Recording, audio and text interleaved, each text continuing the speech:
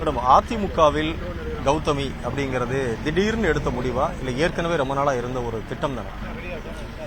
நான் ஏற்கனவே சொல்லியிருக்கேன், இது எதுவுமே நான் மூடி மறைச்சு வச்சிருக்கிற ஒரு விஷயம் கிடையாது, உலகத்துக்கு தெரியும். அம்மா மேல நான் எவ்வளவு பாசம் வச்சிருக்கேன் அப்படிங்கறது ரொம்ப சின்ன வார்த்தை. அது என் மனசுலயே இருக்காங்க, இப்போ இல்ல, ரொம்ப ரொம்ப ரொம்ப நாளா பல வருஷமா இருக்காங்க அவங்க. இந்த இப்ப எடுத்த முடிவு திடீர் முடிவா இல்லையா அப்படிங்கறத விட இந்த முடிவு நம்ம நல்லபடியா நம்ம பயணிச்சு நல்லபடியா அரசியல் மூலியமா மக்களுக்கான சேவைகள் நம்ம செய்யணும். ஜெயலலிதா மேடம் அவர்களை ரொம்ப ஆண்டுகளுக்கு முன்பாகவே பிடிக்கும், பாசம் என்பதை தாண்டிய ஒரு பந்தம் இருக்கு அப்படின்னு சொல்றீங்க.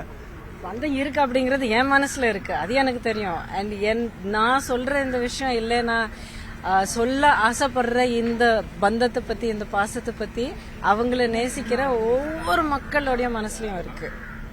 அவங்கள நேசிக்கிற ஒவ்வொருத்தங்களுக்கும் நான் என்ன சொல்றேங்கிறது நல்லாவே புரியும். 25 ஆண்டுகள் பாஜகவில் இருந்துட்டு திடீர்னு அதிமுக வரும்போது எப்படி இருக்கு? அந்த ஒரு பாதை எப்படி இருந்தது, இந்த பாதை எப்படி இருக்கு? இது நம்ம விவரமா பேச வேண்டிய விஷயங்கள் இன்னொரு நாள் கண்டிப்பா பேசலாம்.